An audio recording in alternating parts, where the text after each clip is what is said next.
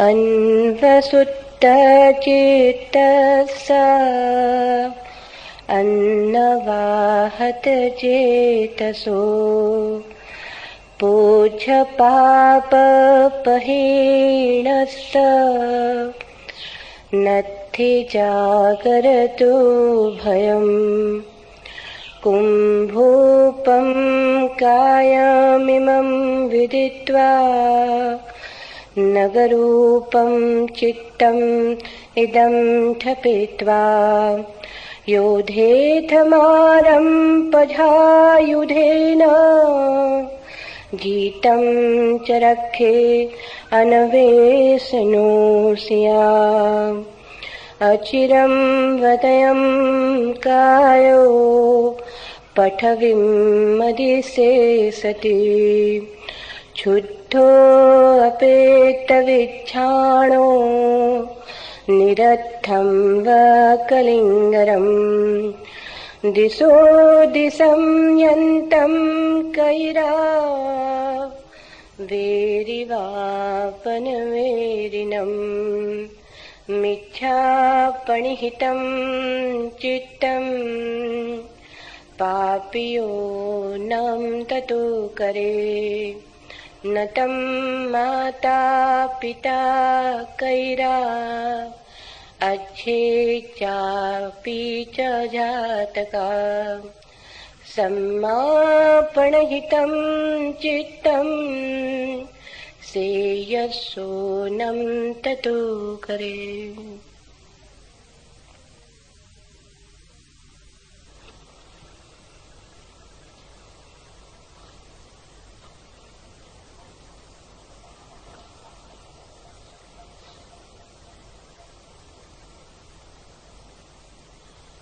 दुनिया है तहलके में तो परवाह न कीजिए, यह दिल है रूह है अस्त्र का मस्कन बचाइए।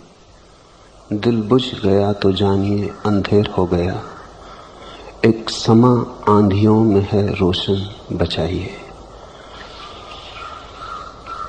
संसार बदलता है फिर भी बदलता नहीं। संसार की मुसीबतें तो बनी ही रहती, वहां तो तूफान और आंधी चलते ही रहेंगे।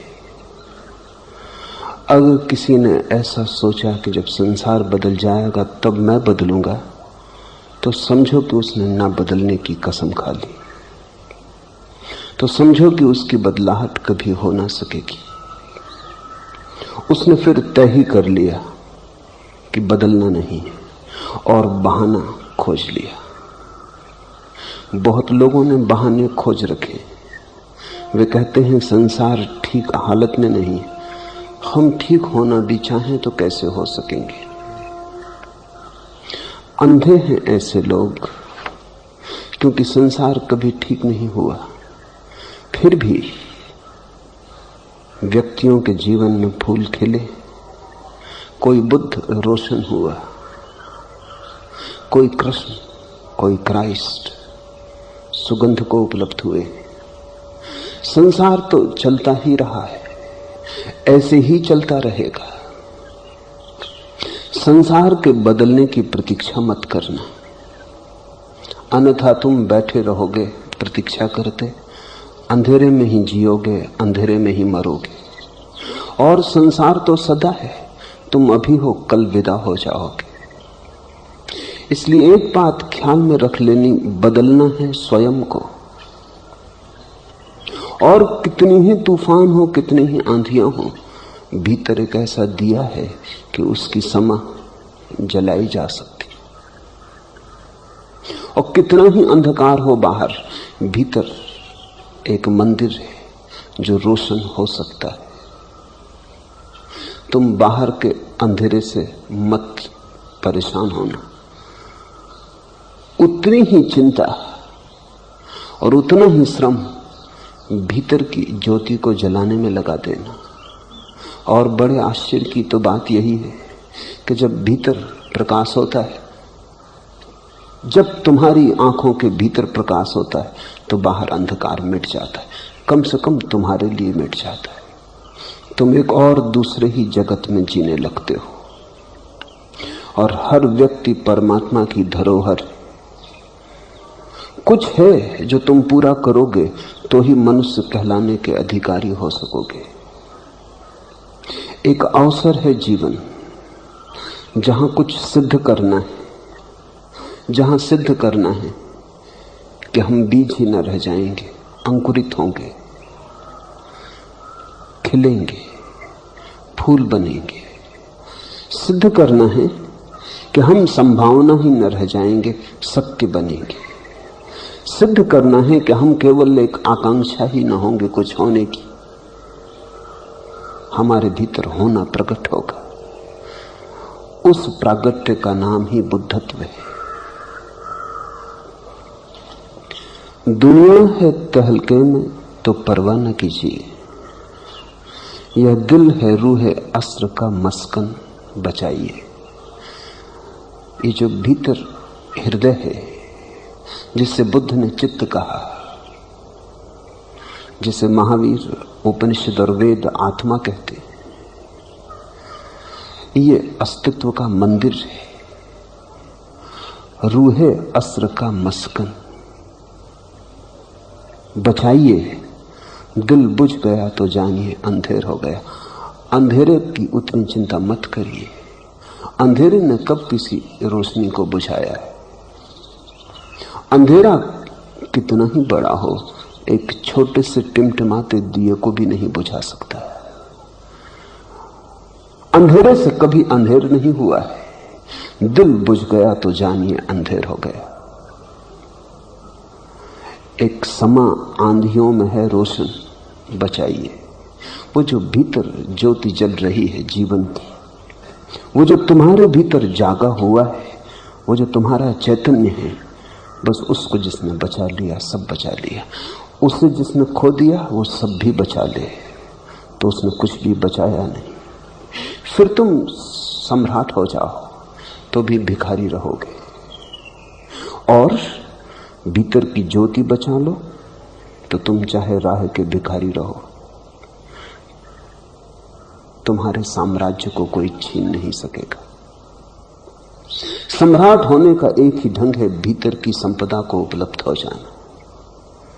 स्वामी होने का एक ही ढंग है भीतर के दिए के साथ जुड़ जाना, एक हो जाना।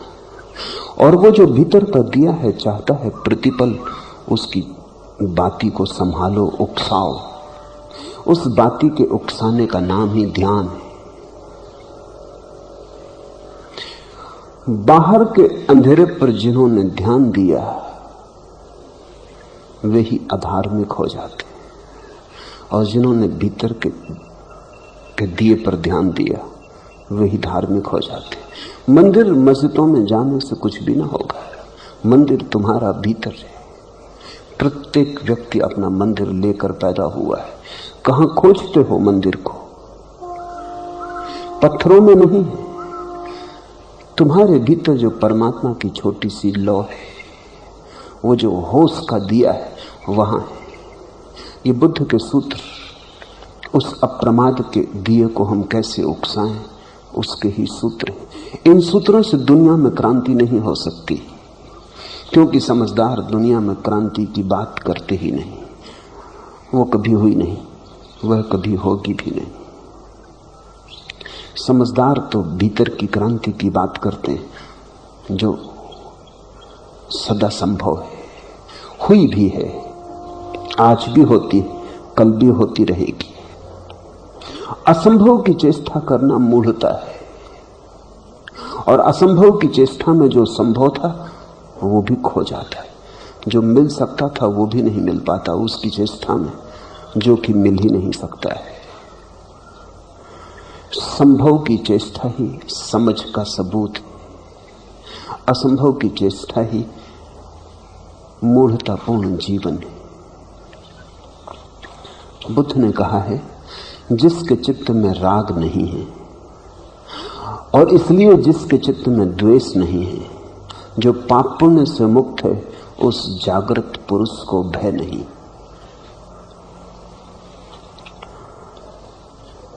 तुम तो भगवान को भी खोजते हो तो भय के कारण, और भय से कहीं भगवान मिलेगा? हाँ, भगवान मिल जाता है तो भय खो जाता है। भगवान और भय साथ साथ नहीं हो सकते। ये तो ऐसे ही जैसे अंधेरा और प्रकाश साथ साथ रखने की कोशिश करो। तुम्हारी प्रार्थनाएं भी भय से आविर्भूत होती, इसलिए व्यर्थ हैं, दो कौड़ी का भी उनका मूल्य नहीं। तुम मंदिर में झुकते भी हो तो कपते हुए झुकते हो। ये प्रेम का स्पंदन नहीं है, ये भय का कंपन है। बड़ा फर्क है दोनों में।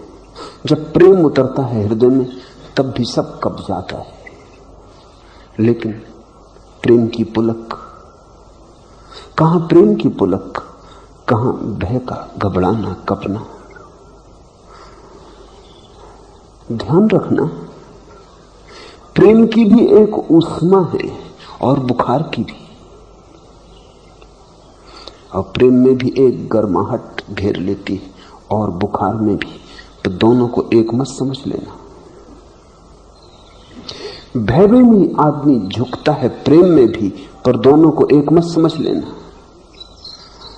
भयभीत भी प्रार्थना करने लगता है, प्रेम से भरा भी, लेकिन भयभीत की प्रार्थना अपने भीतर घृणा को छिपाए होती, क्योंकि जिससे हम भय करते हैं उससे प्रेम हो नहीं सकता। इसलिए जिनने भी तुमसे कहा है भगवान से भय करो, उनने तुम्हारे आधार में खोने की बुनियाद रख दी। मैं तुमसे कहता हूं, सारी दुनिया से भय करना, भगवान से भर नहीं, क्योंकि जिससे भय हो गया उससे फिर प्रेम के आनंद के संबंध जुड़ते ही नहीं। फिर तो जहर घुल गया कुएं में, फिर तो पहले से ही तुम विषाक्त हो गए, फिर तो तुम्हारी प्रार्थना में धुआं होगा, प्रेम की लपट ना होगी, फिर तुम्हारी प्रार्थना से दुर्गंध उठ सकती है और तुम धूप और अगरबत्तियों से उसे छिपा ना सकोगे, फिर तुम फूलों से उसे ढांक ना सकोगे, फिर तुम लाख उपाय करो, सब उपाय ऊपर ऊपर रह जाएंगे। थोड़ा सोचो, जब भीतर भय हो तो कैसे प्रार्थना पैदा हो सकती। इसलिए बुद्ध ने परमात्मा की बात ही नहीं की। अभी तो प्रार्थना ही पैदा नहीं हुई तो परमात्मा की क्या बात करनी। अभी आंख ही नहीं खुली तो रोशनी की क्या चर्चा करनी। अभी चलने के योग्य तुम नहीं हुए, घुटने से सरकते हो, अभी नाचने की बात क्या करनी। प्रार्थना पैदा हो तो परमात्मा, लेकिन प्रार्थना तभी पैदा होती जब अभय, फियरलेसनेस। यहां एक बात और समझ लेनी जरूरी है। अभय का अर्थ निर्भय मत समझ लेना। ये बारीक भेद है और बड़े बुनियादी है। निर्भय और अभय में बड़ा फर्क है, जमीन आसमान का फर्क है। शब्दकोश में तो दोनों का एक ही अर्थ लिखा है, जीवन के कोश में दोनों के अर्थ बड़े भिन्न हैं। निर्भय का अर्थ है जो भीतर तो भयभीत है, लेकिन बाहर से जिसने किसी तरह इंतजाम कर लिया। जो भीतर तो कपता है लेकिन बाहर नहीं कपता। जिसने न कपने का अभ्यास कर लिया है, बाहर तक कंपन को आने नहीं देता। जिनको तुम बहादुर कहते हो वो उतने ही कायर होते हैं जितने कायर। कायर डर के बैठ जाता है, बहादुर डर के बैठता नहीं, चलता चला जाता है। कायर अपने भय को मान लेता है, बहादुर अपने भय को इंकार किए जाता है, लेकिन भयभीत तो है ही। अभय की अवस्था बड़ी भिन्न है। न वहां भय है न वहां निर्भयता है। जब भय ही न रहा तो निर्भय कोई कैसे होगा। अभय का अर्थ है भय और निर्भय दोनों ही जहां खो जाते, जहां वो बात ही नहीं रह जाती।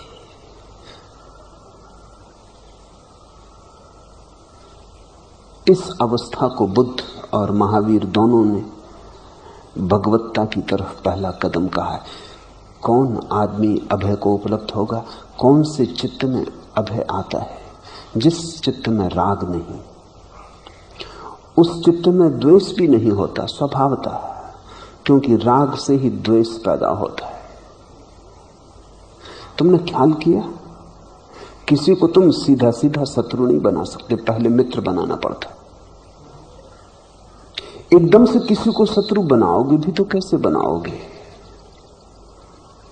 शत्रु सीधा नहीं होता, सीधा पैदा नहीं होता, मित्र के पीछे आता है। द्वेष सीधे पैदा नहीं होता, राग के पीछे आता है। घृणा सीधे पैदा नहीं होती, जिसे तुम प्रेम कहते हो उसी के पीछे आती। तो शत्रु किसी को बनाना हो तो पहले मित्र बनाना पड़ता है, और द्वेष किसी से करना हो तो पहले राग करना पड़ता है। किसी को दूर हटाना हो तो पहले पास लेना पड़ता है। ऐसी अनूठी दुनिया है, ऐसी उल्टी दुनिया है।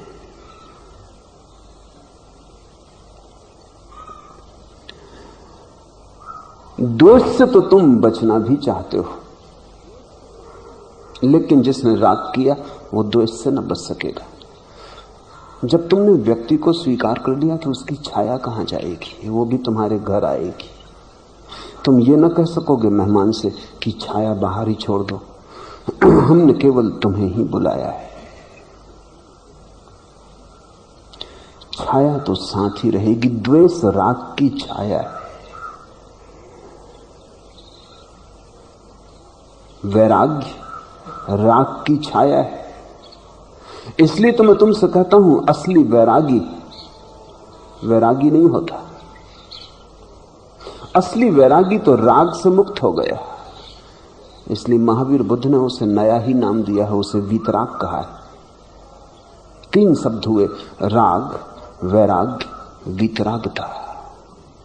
राग का अर्थ है संबंध किसी से, और ऐसी आशा कि संबंध से सुख मिलेगा। राग सुख का सपना है, किसी दूसरे से सुख मिलेगा इसकी आकांक्षा है। द्वेष किसी दूसरे से दुख मिल रहा है इसका अनुभव है। मित्रता किसी को अपना मानने की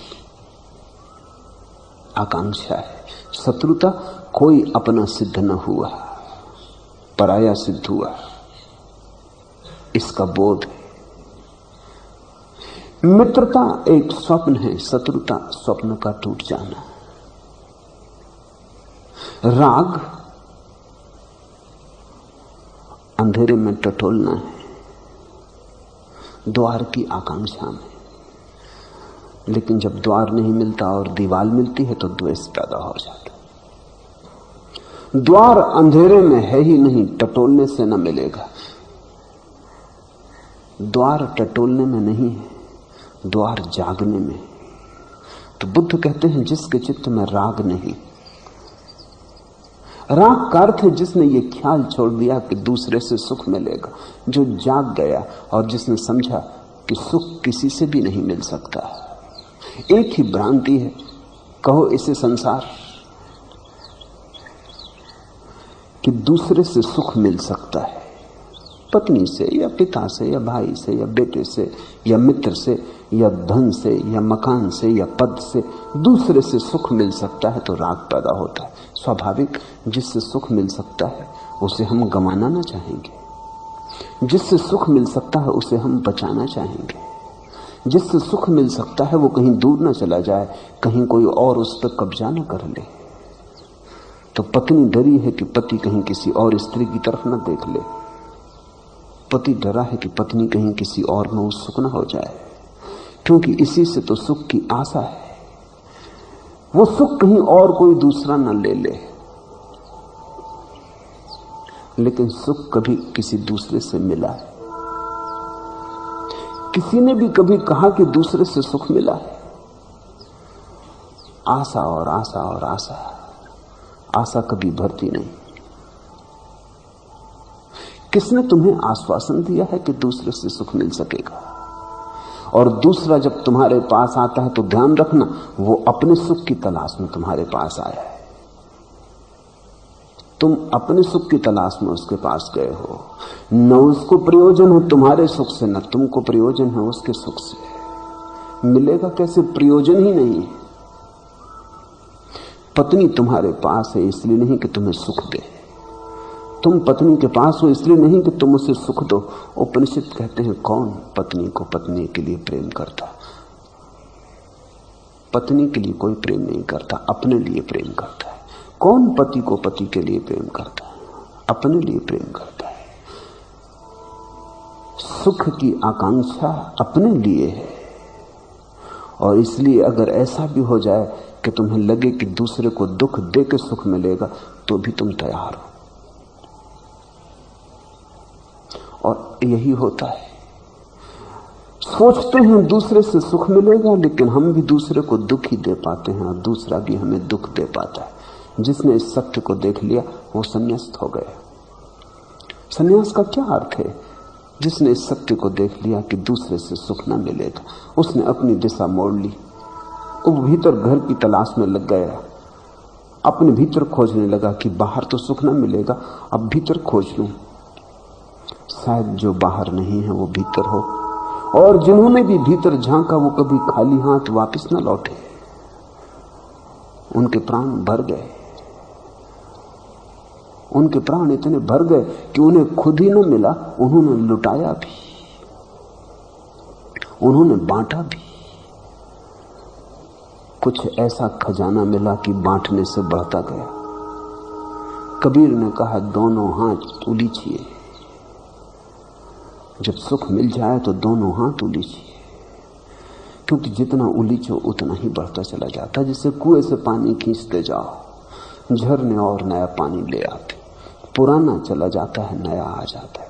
जिसको सुख मिल गया उसे ये राज भी पता चल गया कि बांटो, क्योंकि अगर संभालोगे तो पुराना ही संभला रहेगा, नया नया ना आ सकेगा। लुटाओ ताकि तुम रोज नए होते चले जाओ। छोटा छोटा कुआं भी छोटा थोड़ी है, अनंत सागर से जुड़ा है। भीतर से झरनों के रास्ते, इधर खाली करो उधर भरता चला जाता है। तुम आत्मा ही थोड़ी हो, परमात्मा भी हो। तुम छोटे कुएं ही थोड़ी हो, सागर भी हो। सागर ही छोटे से कुएं में से झांक रहा है। छोटा कुआं एक खिड़की है जिससे सागर झांका, तुम भी एक खिड़की हो जिससे परमात्मा झांका। एक बार अपनी सुध आ जाए,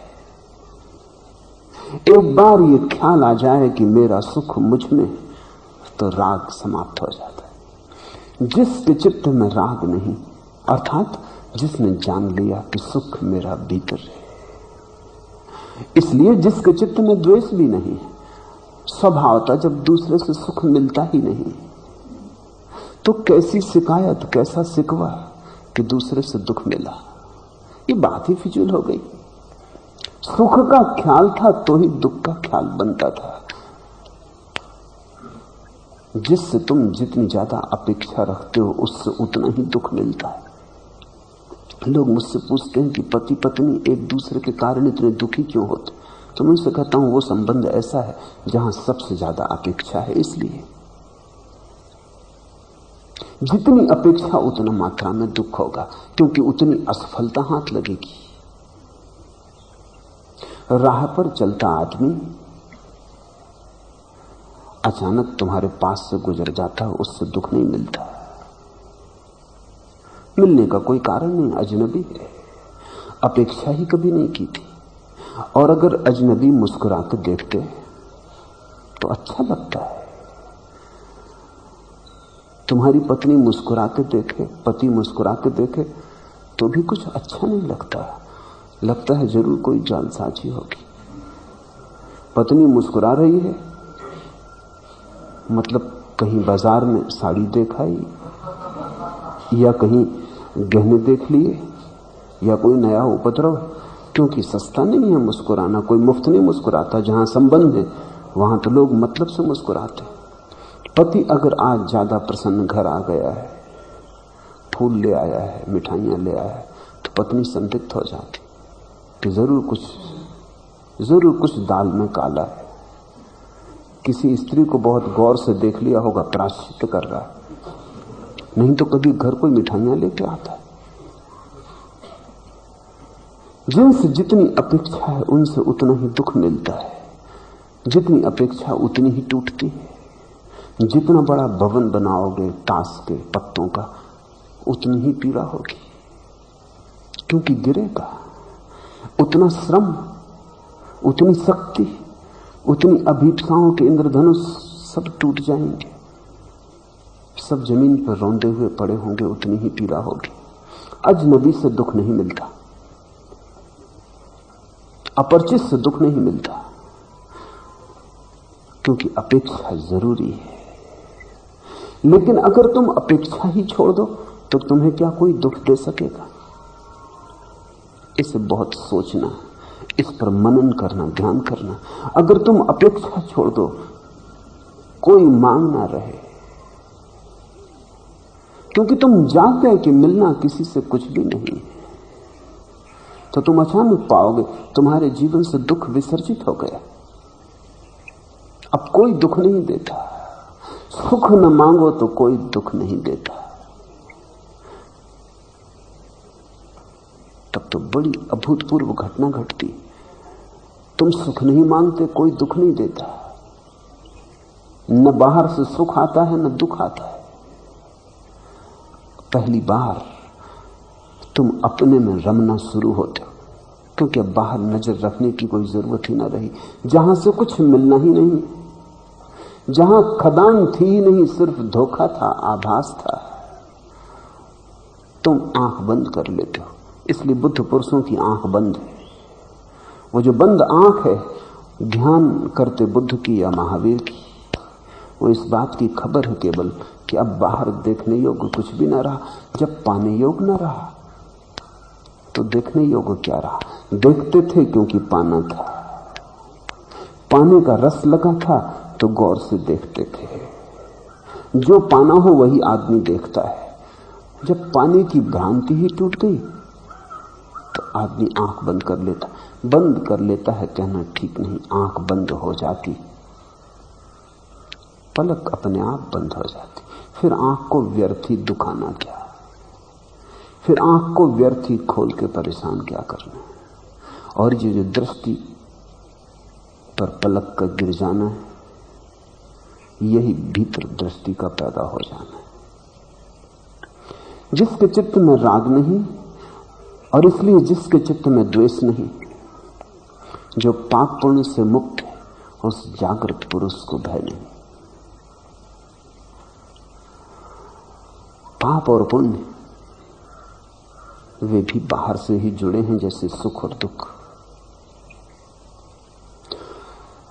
इसे थोड़ा समझना, ये और भी सूक्ष्म और भी जटिल है। ये तो बहुत लोग तुम्हें समझाते मिल जाएंगे कि सुख दुख बाहर से मिलते नहीं, सिर्फ तुम्हारे ख्याल में। लेकिन जो लोग तुम्हें समझाते हैं बाहर से सुख न मिलेगा और इसलिए बाहर से दुख भी नहीं मिलता, वे भी तुमसे कहते हैं पुण्य करो, पाप ना करो। शायद वे भी समझे नहीं, क्योंकि समझे होते तो दूसरी बात भी बाहर से ही जुड़ी है। क्या है दूसरी बात? वो पहली की ही दूसरा पहलू है। पहला है दूसरे से मुझे सुख मिल सकता है, मिलता है दुख, इसलिए राग बांधता हूं और द्वेष फलता है। बोता राग के बीच हूं, फसल द्वेष की काटता हूं। चाहता हूं राग, हाथ में आता है द्वेष, तड़फड़ाता हूं।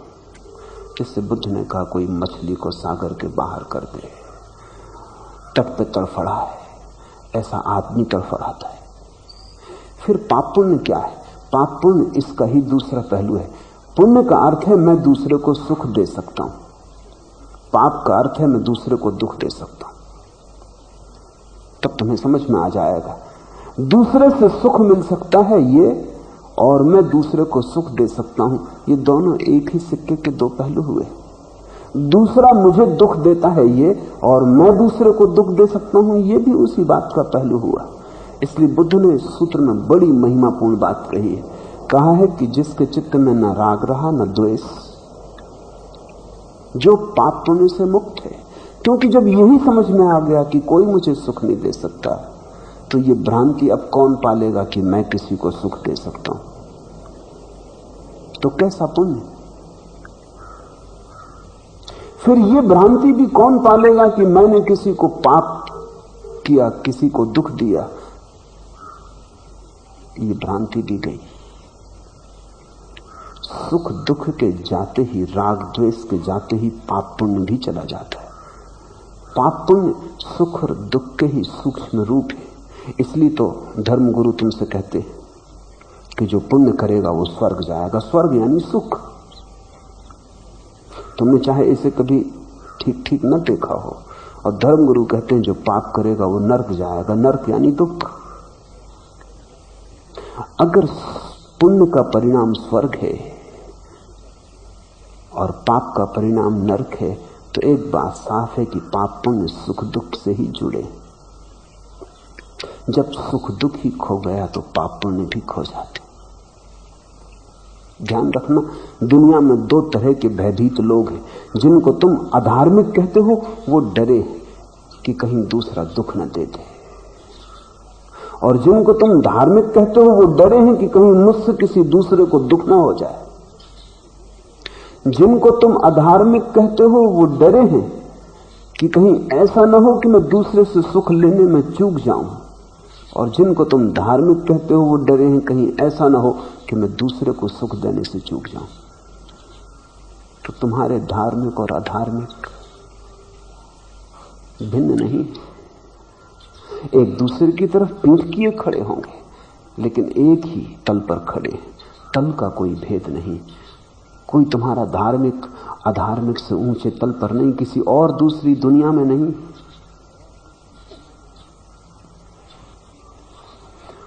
हो दौरे गम की अहदे खुशी, दोनों एक हैं। दोनों गुजस्तनी हैं, खिजा क्या बहार क्या। चाहे पतझड़ हो चाहे वसंत, दोनों ही क्षणभंगुर हैं। दोनों अभी हैं, अभी नहीं हो जाएंगे।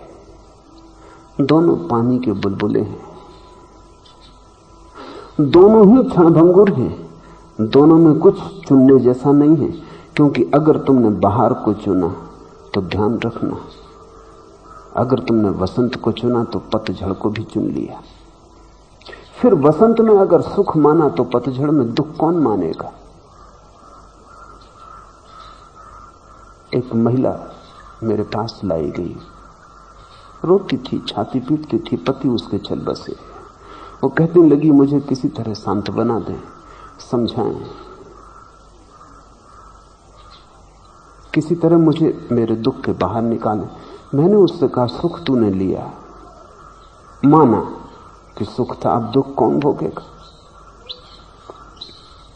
तू बहुत होशियारी की बात कर रही है। पति के होने का सुख तू कभी मेरे पास नहीं आई कि मुझे इस सुख से बचाएं, जगाएं, ये मैं सुख में डूबी जा रही हूं। तू कभी आई ही नहीं इस रास्ते पर।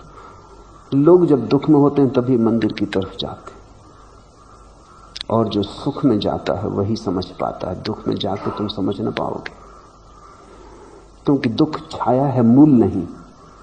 मूल तो जा चुका, छाया गुजर रही है। छाया को कैसे रोका जा सकता है। मैंने उस महिला को कहा तू रो ही ले, अब दुख को भी भोग ही ले, क्योंकि भ्रांति दुख की नहीं है, भ्रांति सुख की है। सुख मिल सकता है तो फिर दुख भी मिलेगा। वसंत से मोह लगाया तो पतझड़ में रोओगे, जवानी में खुश हुए बुढ़ापे में रोओगे, पद में प्रसन्न हुए तो फिर पद खोकर कोई दूसरा रोएगा तुम्हारे लिए। मुस्कुराए तुम तो आंसू भी तुम्हें ही ढालने पड़ेंगे। और दोनों एक जैसे हैं, ऐसा जिसने जान लिया, क्योंकि दोनों का स्वभाव क्षणभंगुर है, पानी के बबूले जैसे। ध्यान रखना, ये जानना सुख में होना चाहिए, दुख में नहीं। दुख में तो बहुत पुकारते हैं परमात्मा को और फिर सोचते हैं शायद उस तक आवाज नहीं पहुंचती। दुख में पुकारने की बात ही गलत है। जब तुमने सुख में न पुकारा तो तुम गलत मौके पर पुकार रहे हो। जब तुम्हारे पास कंठ था और तुम पुकार सकते थे तब न पुकारा, अब जब कंठ अवरुद्ध हो गया है तब पुकार रहे हो। अब पुकार निकलती ही नहीं। ऐसा नहीं कि परमात्मा नहीं सुनता है, दुख में पुकार निकलती ही नहीं। दुख तो अनिवार्य हो गया अगर सुख में न जागे और सुख को गुजर जाने दिया तो अब छाया को भी गुजर जाने दो। मेरे देखे जो सुख में जागता है वही जागता है। जो दुख में जागने की कोशिश करता है वो तो साधारण कोशिश है, सभी करते हैं। हर आदमी दुख से मुक्त होना चाहता है। ऐसा आदमी तुम पा सकते हो जो दुख से मुक्त नहीं होना चाहता, लेकिन इसमें सफलता नहीं मिलती, नहीं तो सभी लोग मुक्त हो गए होते। लेकिन जो सुख से मुक्त होना चाहता वो तत्क्षण मुक्त हो जाता, लेकिन सुख से कोई मुक्त नहीं होना चाहता। यही आदमी की विडंबना है। दुख से तुम मुक्त होना चाहते हो लेकिन वहां से मार्ग नहीं। सुख से तुम मुक्त होना नहीं चाहते, वहां से मार्ग है। दीवार से तुम निकलना चाहते हो, द्वार से तुम निकलना नहीं चाहते। जब दीवार सामने आ जाती तब तुम सिर पीटने लगते हो कि मुझे बाहर निकलने दो। जब द्वार सामने आता है तब तुम कहते हो अभी जल्दी क्या, आने दो दीवार को, फिर निकलेंगे। ध्यान रखना, जो सुख में सन्यासी हुआ वही हुआ। तेन त्यक्तेन भुंजिता, उन्होंने ही छोड़ा जिन्होंने भोग में छोड़ा। पत्नी मर गई इसलिए तुम सन्यासी हो गए, दिवाला निकल गया इसलिए सन्यासी हो गए, नौकरी न लगी इसलिए सन्यासी हो गए, चुनाव हार गए इसलिए सन्यासी हो गए। तो तुम्हारा सन्यास हारे हुए का सन्यास है। इस सन्यास में कोई प्राण नहीं। लोग कहते हैं हारे को हरिनाम। हारे को हरिनाम? हारे हुए को तो कोई हरि का नाम नहीं हो सकता। जीत में स्मरण रखना बड़ा मुश्किल है, क्योंकि जीत बड़ी बेहोशी लाती। जीत में तो तुम ऐसे अकड़ जाते हो कि अगर परमात्मा खुद भी आए तो तुमको फिर कभी आना, आगे बढ़ो, अभी फुर्सत नहीं। और मैं तुमसे कहता हूं परमात्मा आया है क्योंकि जीत में द्वार सामने होता है, लेकिन तुम अंधे होते हो। जिसके चित्त में राग नहीं और इसलिए जिसके चित्त में द्वेष नहीं, जो पाप पुण्य से मुक्त है, उस जागृत पुरुष को भय नहीं। भय क्यों पैदा होता है? भय दो कारण से पैदा होता है। जो तुम चाहते हो कहीं ऐसा ना हो कि ना मिले, तो भय पैदा होता है। या जो तुम्हारे पास है कहीं ऐसा ना हो कि खो जाए, तो भय पैदा होता है। लेकिन जागृत पुरुष को पता चलता है कि तुम्हारे पास केवल तुम ही हो और कुछ भी नहीं, और जो तुम हो उसको खोने का कोई उपाय नहीं। उसे न चोर ले जा सकते हैं, न डाकू छीन सकते हैं। नैनम छिदंती शस्त्राणी, उसे शस्त्र छेद नहीं पाते। नैनम दहती पावका, उसे आग जलाती नहीं। जागृत को पता चलता है कि जो मैं हूं वो तो शाश्वत सनातन है, उसकी कोई मृत्यु नहीं। सोया कपता है, डरता है कि कहीं कोई मुझसे कुछ छीन ना ले। 2 दिन पहले एक युवती ने मुझे आके कहा कि मैं सदा डरती रहती हूं कि जो मेरे पास है कहीं छिन ना जाए। मैंने उससे पूछा कि तू पहले मुझे ये बता, क्या तेरे पास है?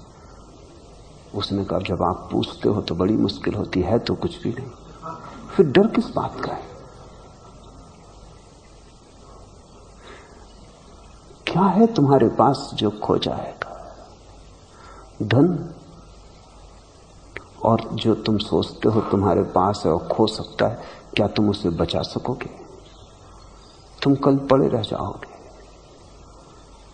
सांस नहीं आएगी जाएगी, मक्खियां उड़ेंगे तुम्हारे चेहरे पर, तुम उड़ा भी ना सकोगे।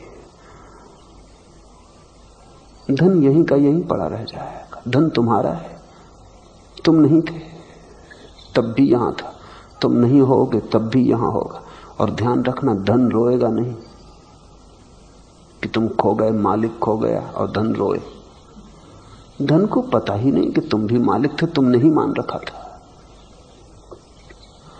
तुम्हारी मान्यता ऐसी ही है जैसे मैंने सुना कि एक हाथी एक छोटे से नदी के पुल पर से गुजरता था और एक मक्खी उस हाथी के सिर पर बैठी थी। जब पुल कपने लगा, उस मक्खी ने कहा, देखो हमारे वजन से पुल कपा जा रहा है,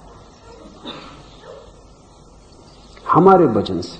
उसने हाथी से कहा, बेटे हमारे वजन से पुल कप रहा है। हाथी ने कहा कि मुझे अब तक पता ही ना था कि तू भी ऊपर बैठी।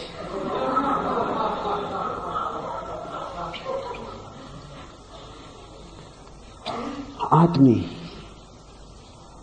कहते हैं छिपकलियां, उनको कभी निमंत्रण मिल जाता, उनकी जात बिरादरी में तो जाती नहीं, वो कहते हैं महल गिर जाएगा। संभाले हुए छिपकली चली जाएगी तो महल गिर जाएगा।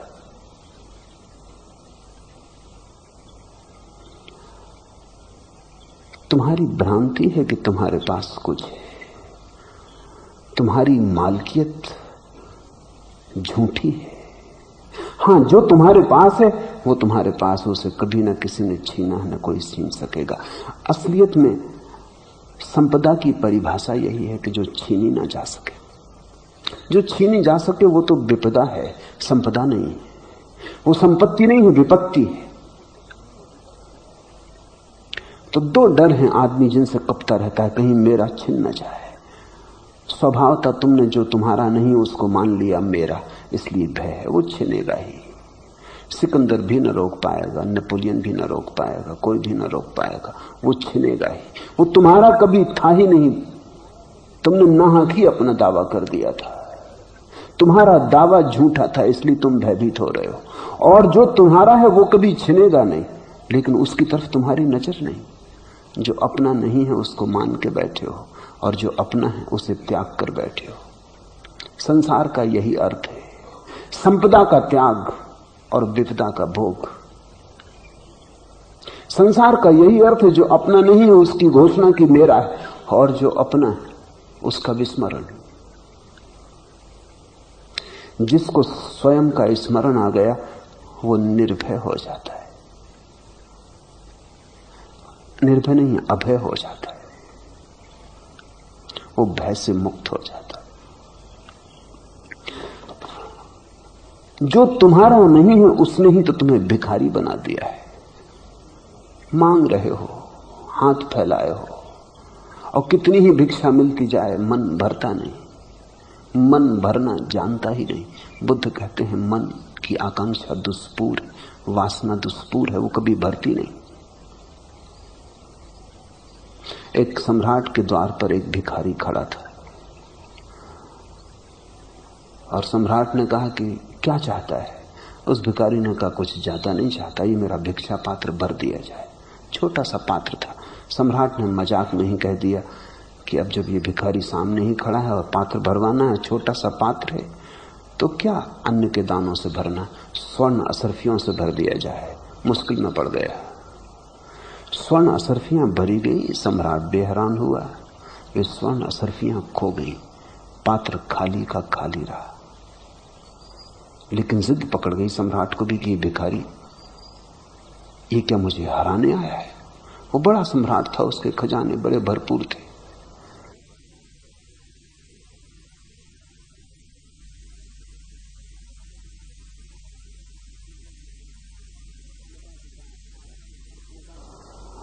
उसने कहा कि चाहे सारा साम्राज्य लुट जाए, लेकिन इस भिखारी से थोड़ी हारूंगा। उसने डलवाई असरफियां, लेकिन धीरे धीरे उसके हाथ पैर कपने लगे, क्योंकि डालते गए और वो खोती गई। आखिर वो घबरा गया।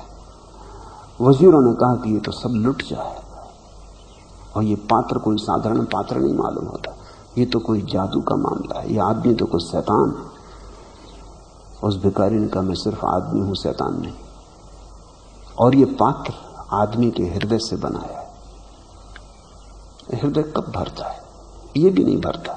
इसमें कुछ शैतानियत नहीं है, सिर्फ मनुष्य का है। कहते हैं सम्राट उतरा सिंहासन से, उस भिखारी के पैर छुए और उसने कहा कि मुझे एक बात समझ में आ गई, न तेरा पात्र भरता है न मेरा भरा है। तेरे पात्र में भी ये सब स्वर्ण सरफियां खो गई और मेरे पात्र में भी खो गई थी, लेकिन तूने मुझे जगा दिया। बस अब इसको भरने की कोई जरूरत ना रही, अब इस पात्र को ही फेंक देना है। जो भरता ही नहीं उस पात्र को क्या ढोना। लेकिन आदमी मांगे चला जाता है जो उसका नहीं, और चाहे कितनी ही बेइज्जती से मिले, बेशर्मी से मिले, मांगा चला जाता है। भिखारी बड़े बेशर्म होते, तुम उनसे कहते चले जाते हो हटो आगे जाओ, वो जिद बांध के खड़े रहते हैं। बड़े हठ धर्मी होते, हठ योगी। भिकमंगा मन ही बड़ा जिद्दी है, बड़ी बेशर्मी से मांगे चला जाता है। पिला दे ओक से साकी जो मुझसे नफरत है, प्याला गर नहीं देता शराब तो दे। ओक से ही पी लेंगे, प्याला गर नहीं देता न दे, शराब तो दे। मांगे चले जाते हैं, कोई लज्जा भी नहीं, पात्र कभी भरता नहीं। कितने जन्मों से तुमने मांगा है, कब जागोगे? कितनी बेइज्जती से मांगा है, कितने धक्के मुक्के खाए हैं, कितनी बार निकाले गए हो महफिल से, फिर भी खड़े हो। पिला दे ओक से साकी जो मुझसे नफरत है, प्याला गर नहीं देता न दे शराब तो दे। संसार में आदमी कितनी बेइज्जती झेल लेता है, कितनी बेशर्मी से मांगे चला जाता है, और एक बात नहीं देखता कि इतना मांग लिया कुछ भरता नहीं, पात्र खाली का खाली है। कितना मांग लिया कुछ भरता नहीं, दुष्पूर है। जिस दिन ये दिखाई पड़ जाता है उसी दिन तुम पात्र छोड़ देते हो, उसी क्षण अभय उत्पन्न हो जाता है। अभय उन्हीं को उत्पन्न होता है जिन्होंने ये सत्य देख लिया कि जो तुम्हारा है वो तुम्हारा है, मांगने की जरूरत नहीं, तुम उसके मालिक हो ही। और जो तुम्हारा नहीं है कितना ही मांगो, कितना ही इकट्ठा करो, तुम मालिक उसके हो न पाओगे। जिसके तुम मालिक हो परमात्मा ने तुम्हें उसका मालिक बनाया ही, और जिसके तुम मालिक नहीं हो उसका तुम्हें मालिक बनाया नहीं। इस व्यवस्था में तुम कोई हेर फेर न कर पाओगे। ये व्यवस्था शाश्वत है। एस धम्मो सनातनो। और जिसके जीवन में अभय आ गया, बुद्ध कहते हैं उसके जीवन में सब आ गया। वो परमात्मा स्वयं हो गया। जहां अभय आ गया वहां उठती है प्रार्थना, वहां उठता है परमात्मा। लेकिन उसकी बुद्ध बात नहीं करते, वो बात करने की नहीं, वो चुपचाप समझ लेने की, वो आंख से आंख में डाल देने की, वो इशारे इशारे में समझ लेने की है। जोर से कहने में मजा बिगड़ जाता है, वो बात चुप्पी में कहने की। इसलिए बुद्ध उसकी बात नहीं करते, वो मूल बात कह देते हैं, आधार रख देते हैं, फिर वो कहते हैं बीज डाल दिया, फिर तो वो अपने से ही अंकुर बन जाता है। इस शरीर को घड़े के समान अनित्य जान, इस चित्त को नगर के समान दृढ़ ठहरा। प्रज्ञारूपी हथियार से मार से युद्ध कर, जीत के लाभ की रक्षा कर और उसमें आसक्त ना हो। इस शरीर को घड़े के समान अनित्य जान। शरीर घड़ा ही है, तुम भीतर भरे हो घड़े के, तुम घड़े नहीं हो। जैसे घड़े में जल भरा है, या और भी ठीक होगा जैसे खाली घड़ा रखा है और घड़े में आकाश भरा है। घड़े को तोड़ दो, आकाश नहीं टूटता, घड़ा टूट जाता है, आकाश जहां था वहीं होता है। घड़ा टूट जाता है, सीमा मिट जाती है, जो सीमा में बंधा था वो असीम के साथ एक हो जाता है। घटाकाश आकाश के साथ एक हो जाता है। शरीर घड़ा है, मिट्टी का है, मिट्टी से बना है, मिट्टी में ही गिर जाएगा। और जिसने ये समझ लिया कि मैं शरीर हूं, वही भ्रांति में पड़ गया। सारी भ्रांति की शुरुआत इस बात से होती है कि मैं शरीर हूं। तुमने अपने वस्त्रों को अपना होना समझ लिया, तुमने अपने घर को अपना होना समझ लिया। ठहरे हो थोड़ी देर को, पड़ाव है, मंजिल नहीं। सुबह हुई और यात्री दल चल पड़ेगा।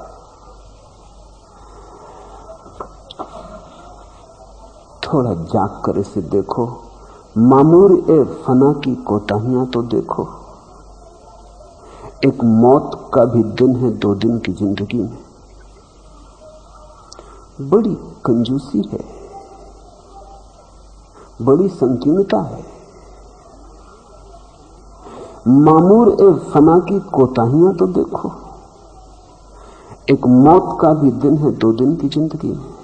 कुल 2 दिन की जिंदगी है, उसमें भी एक मौत का दिन निकल जाता है। एक दिन की जिंदगी हो, कैसे इठलाते हो, कैसे अकड़े जाते हो, कैसे भूल जाते हो कि मौत द्वार पर खड़ी है। शरीर मिट्टी है और मिट्टी में गिर जाएगा। इस शरीर को घड़े के समान अनित्य जान। बुद्ध ये नहीं कहते कि मान, बुद्ध कहते हैं जान। बुद्ध का सारा जोर बोध पर है। वो ये नहीं कहते कि मैं कहता हूं इसलिए मान ले कि शरीर घड़े की तरह। वो कहते तू खुद ही जान, थोड़ा आंख बंद और जरा पहचान, तू घड़े से अलग है। ध्यान रखना, जिस चीज के भी हम दृष्टा हो सकते हैं उससे हम अलग हैं।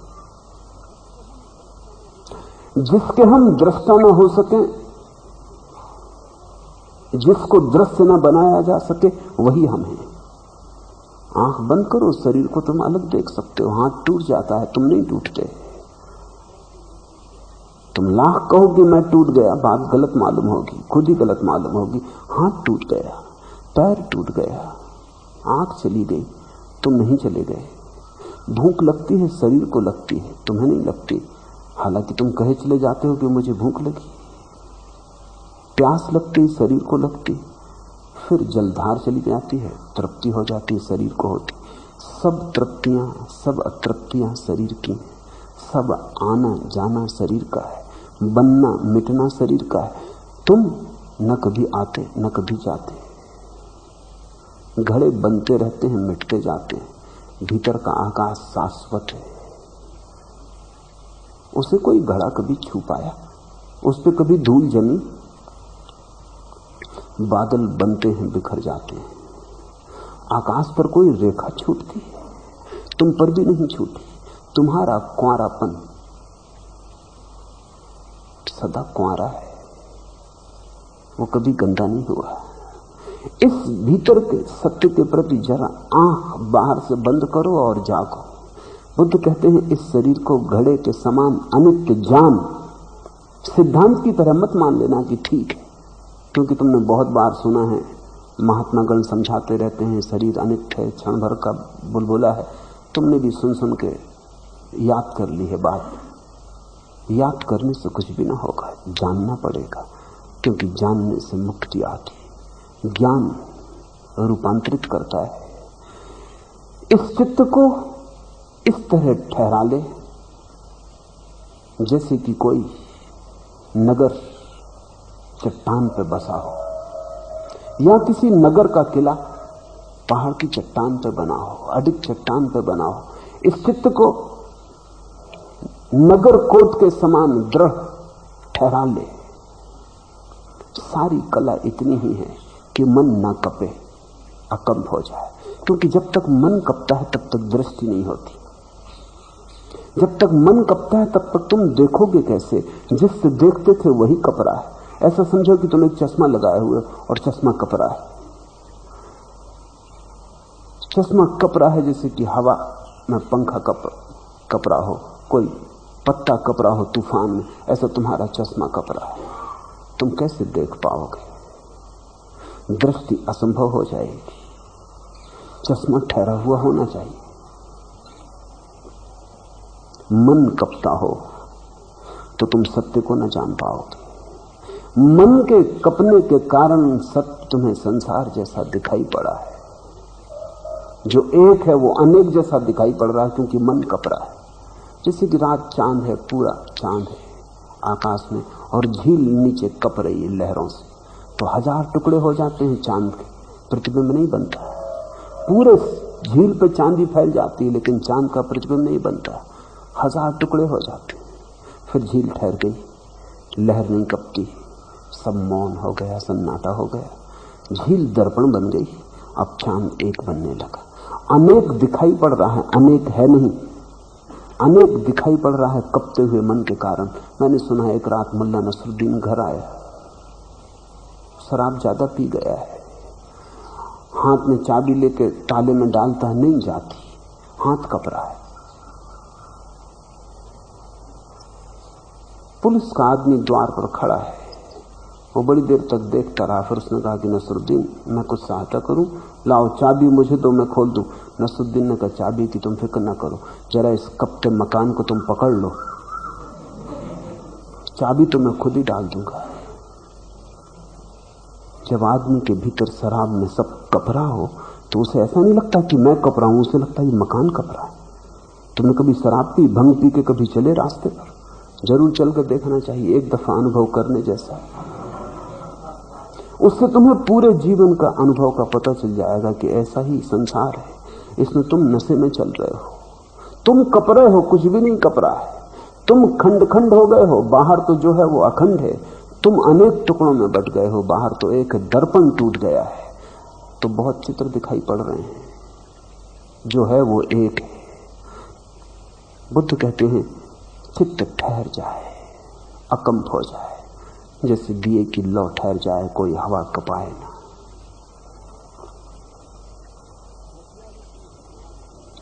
प्रज्ञा रूपी हथियार से मार से युद्ध कर, जीत के लाभ की रक्षा कर, पर उसमें आसक्त ना हो। ये बड़ी कठिन बात है, कठिनतम साधक के लिए, क्योंकि इसमें विरोधाभास है। बुद्ध कहते हैं आकांक्षा कर, लेकिन आसक्त मत हो। सत्य की आकांक्षा करनी होगी और सत्य को जीतने की भी यात्रा करनी होगी। विजय को सुरक्षित करना होगा, नहीं तो खो जाएगी हाथ से विजय। ऐसे बैठे ठाले नहीं मिल जाती है। बड़ा उद्यम, बड़ा उद्योग, बड़ा श्रम, बड़ी साधना, बड़ी तपस्या, जीत के लाभ की रक्षा कर, और जो छोटी मोटी जीत मिले उसको बचाना, रक्षा करना भूल मत जाना, नहीं तो जो कमाया है वो भी खो जाता है। तो ध्यान सतत करना होगा जब तक समाधि उपलब्ध ना हो जाए। अगर एक दिन की भी गाफिलता की, एक दिन की भी भूल चूक की, तो जो कमाया था वो खोने लगता है। ध्यान तो ऐसा ही है जैसे कि कोई साइकिल पर सवार आदमी पैडल मारता है। वो सोचे कि अब तो चल पड़ी साइकिल, अब क्या पैडल मारना, पैडल मारना बंद कर दे तो ज्यादा देर साइकिल न चलेगी। चढ़ाव होगा तब तो फौरन ही गिर जाएगी, उतार होगा तो शायद थोड़ी दूर चली जाए, लेकिन कितनी दूर जाएगी? ज्यादा दूर नहीं जा सकती। सतत पैडल मारने होंगे जब तक कि मंजिल ही ना आ जाए। ध्यान रोज करना होगा। जो जो कमाया है ध्यान से उसकी रक्षा करनी होगी। जीत के लाभ की रक्षा कर, वो जो जो हाथ में आ जाए उसको तो बचाना। जितना थोड़ा सा चित्त साफ हो जाए, ऐसा मत सोचना कि अब क्या करना है सफाई, और फिर गंदा हो जाएगा। जब तक कि परिपूर्ण अवस्था ना आ जाए समाधि की, तब तक श्रम जारी रखना होगा। हाँ, समाधि फलित हो जाए फिर कोई श्रम का सवाल नहीं। समाधि उपलब्ध हो जाए फिर तो तुम उस जगह पहुंच गए जहां कोई चीज तुम्हें कलुषित नहीं कर सकती। मंजिल पे पहुंच गए, फिर तो साइकिल को चलाना ही नहीं, उतर ही जाना है। फिर तो जो पैडल मारे वो ना समझ, क्योंकि वो फिर मंजिल के इधर उधर हो जाएगा। एक ऐसी घड़ी आती है जहां उतर जाना है, जहां रुक जाना है, जहां यात्रा ठहर जाएगी, लेकिन उस घड़ी के पहले तो श्रम जारी रखना है, और जो भी छोटी मोटी विजय मिल जाए उसको संभालना है, संपदा को बचाना है। प्रज्ञा रूपी हथियार से मार से युद्ध कर, वही एक हथियार है आदमी के पास, होश का, प्रज्ञा का। उसी के साथ वासना से लड़ा जा सकता है और कोई हथियार काम ना आएगा। जबरदस्ती से लड़ोगे, हारोगे, दबाओगे, टूटोगे। वासना को किसी तरह छिपाओगे, छिपेगी नहीं, आज नहीं कल फूट पड़ेगी, विस्फोट होगा, पागल हो जाओगे, विक्षिप्त हो जाओगे, विमुक्त नहीं। एक ही उपाय है, जिससे भी लड़ना हो, होश से लड़ना, होश को ही एकमात्र अस्त्र बना लेना। अगर क्रोध है तो क्रोध को दबाना मत, क्रोध को देखना, क्रोध के प्रति जागना। अगर काम है तो काम पर ध्यान करना, होश से भर के देखना क्या है काम की वृत्ति। और तुम चकित होगे, इन सारी वृत्तियों का अस्तित्व निद्रा में, प्रमाद में। जैसे दिया जलने पर अंधेरा खो जाता है, ऐसे ही होश के आने पर ये वृत्तियां खो जाती। मार, शैतान, काम, कुछ भी नाम दो, तुम्हारी मूर्छा का ही नाम है। अहो, यह तुच्छ शरीर शीघ्र ही चेतना रहित होकर व्यर्थ काठ की भांति पृथ्वी पर पड़ा रहेगा। बुद्ध कहते हैं, जब तुम जाग के देखोगे, परम आनंद का अनुभव होगा, भीतर एक उद्घोष होगा, अहो, यह तुच्छ शरीर शीघ्र ही चेतना रहित होकर व्यर्थ काठ की भांति पृथ्वी पर पड़ा रहेगा। यह शरीर तुम नहीं। और जिस दिन तुम अपने शरीर को व्यर्थ काठ की भांति पड़ा हुआ देख लोगे, उसी दिन तुम शरीर के पार हो गए, अतिक्रमण हुआ।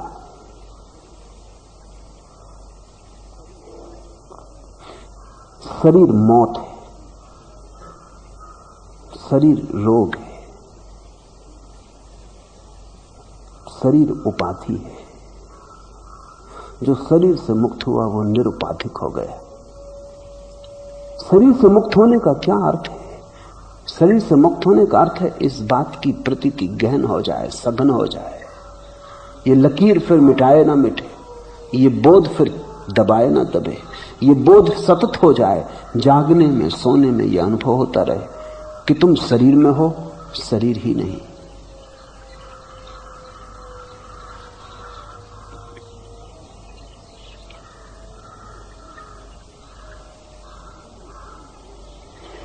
जितनी हानि द्वेषी द्वेषी की या बैरी वैरी की करता है, उससे अधिक बुराई गलत मार्ग पर लगा हुआ चित्त करता है। दुश्मन से मत डरो, बुद्ध कहते हैं, वो तुम्हारा क्या बिगाड़ेगा।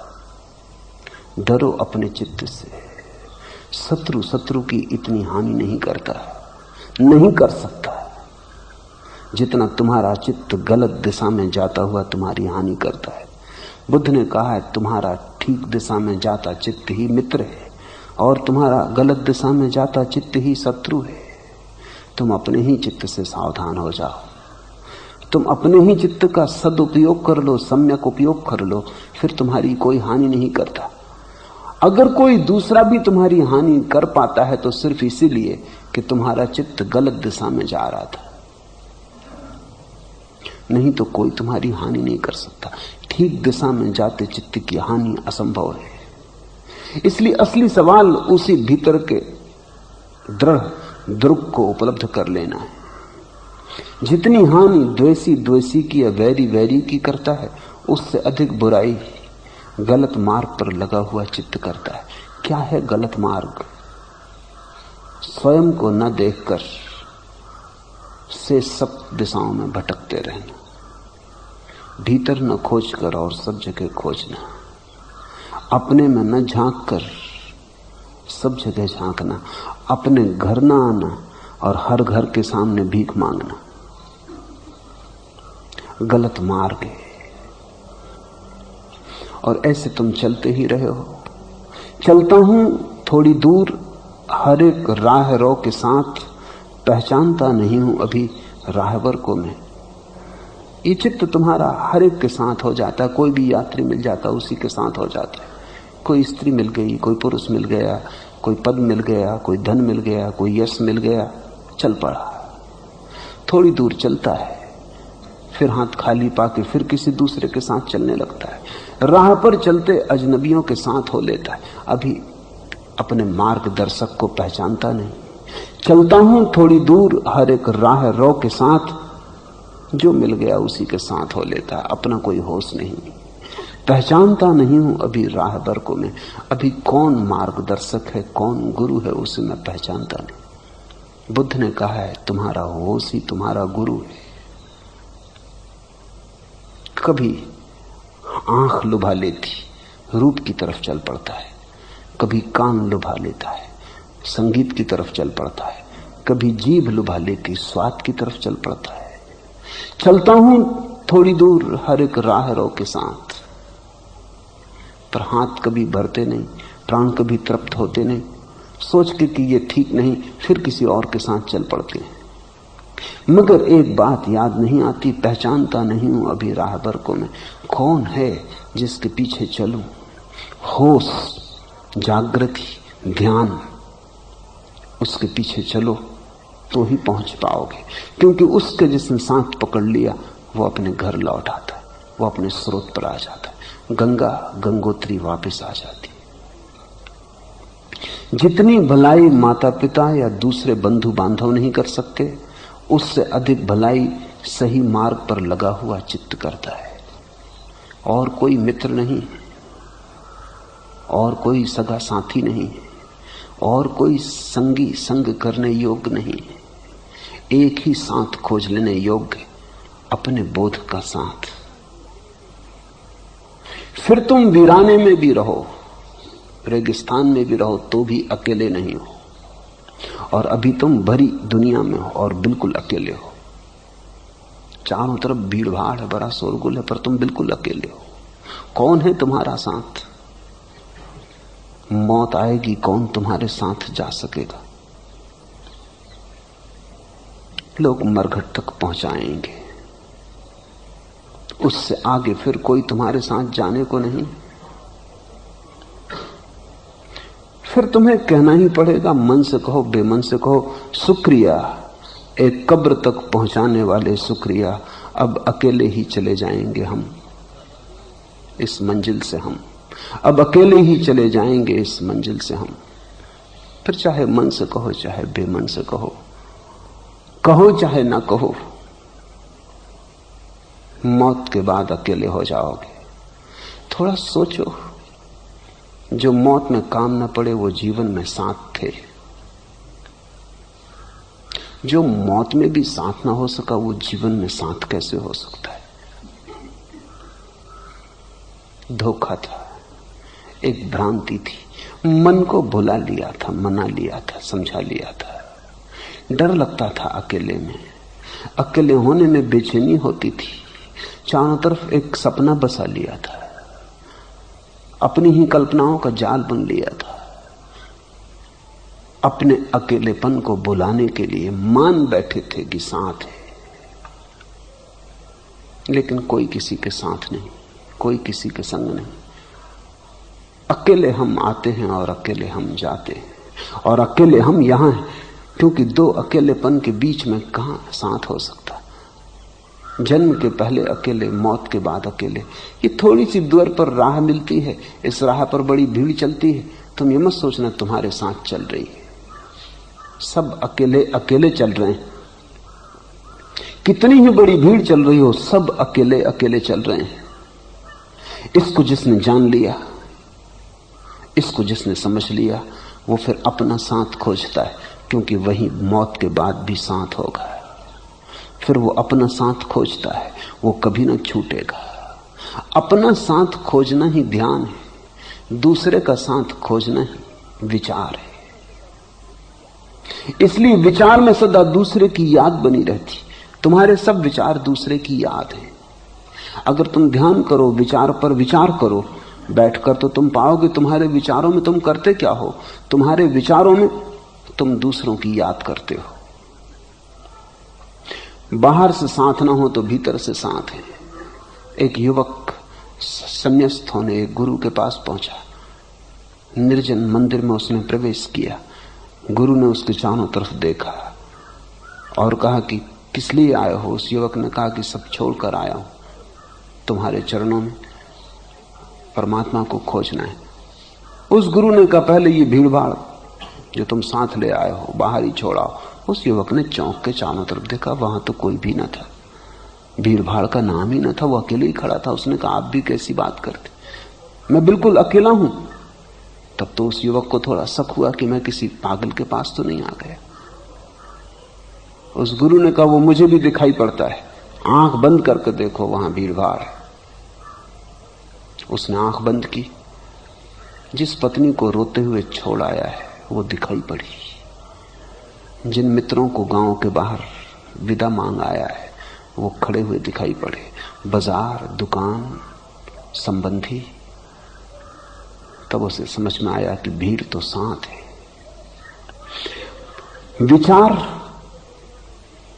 बाहर की भीड़ के प्रतिबिंब है। विचार जो तुम्हारे साथ नहीं है उनको साथ मान लेने की कल्पना है। ध्यान में तुम बिल्कुल अकेले हो या अपने ही साथ हो। बस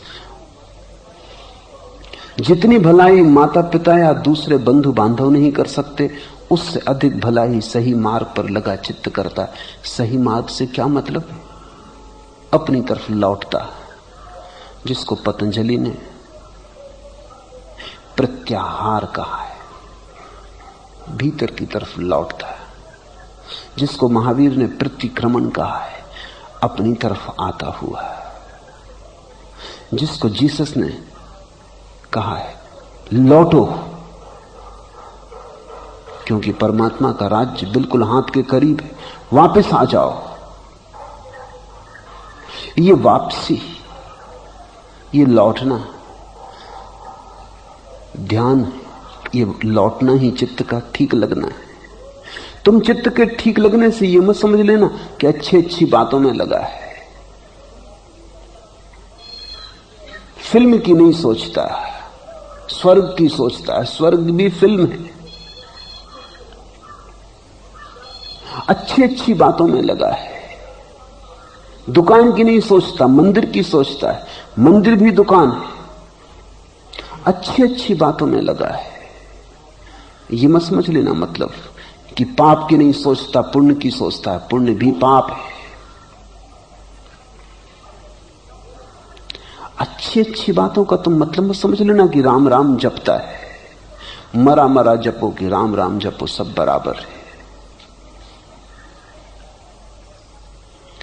दूसरे की याद, पर का चिंतन, फिर वो मंदिर का हो कि दुकान का,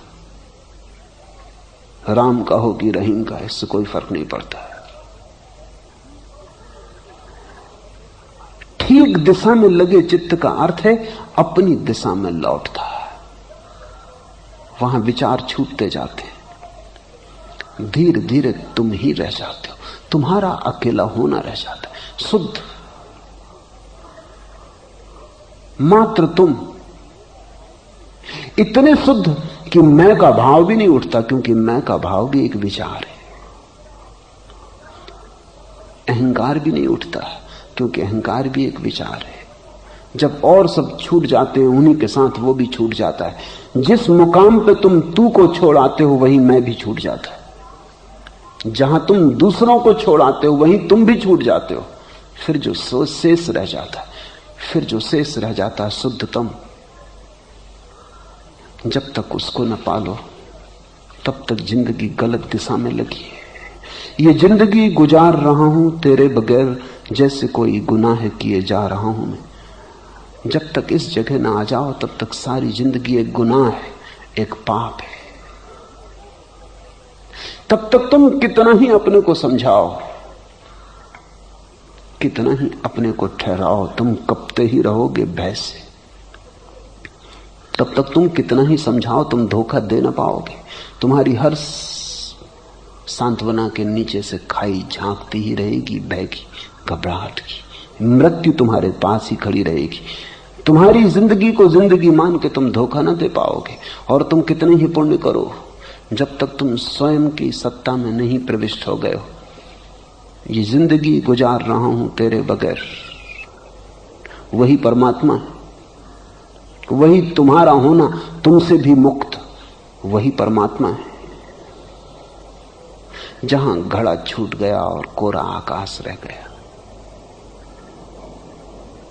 नया फिर भी सनातन, सदा का फिर भी सदा नया और ताजा। ये जिंदगी गुजार रहा हूं तेरे बगैर जैसे कोई गुनाह किए जा रहा हूं मैं। और जब तक तुम उस जगह नहीं पहुंच जाते तब तक तुम अनुभव करते ही रहोगे कि कोई पाप हुआ जा रहा है, कुछ भूल हुई जा रही, पैर कहीं गलत पड़े जा रहे हैं। लाख संभालो तुम संभल ना पाओगे। एक ही संभलना है और वो संभलना है धीरे धीरे अपनी तरफ सरकना, उस भीतरी बिंदु पर पहुंच जाना है जिसके आगे और कुछ भी नहीं है, जिसके पार बस विराट आकाश है।